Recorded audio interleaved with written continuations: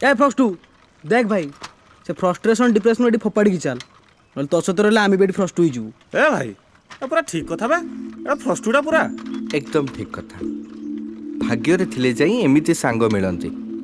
जेते दूर रे थांतु पछे बा वर्ष वर्ष देखा भी न हो पछे तांको भल पाइबा सेमिति ही थे से माने फॉर्मालिटीज टू बेसी पर्सनालिटी ऊपर क्वेश्चन उठाती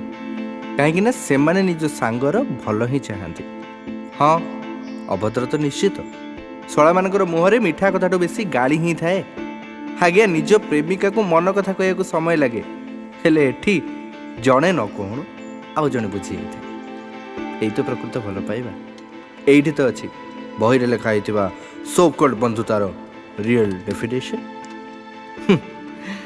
राणा और देवी निज फर्स्ट सांग को केते भल पाती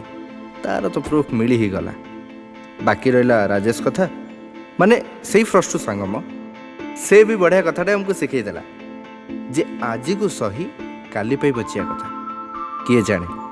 आज आशा और आकांक्षा काली को भी बदले दब। अरे आउ कौन अपेक्षा करछंती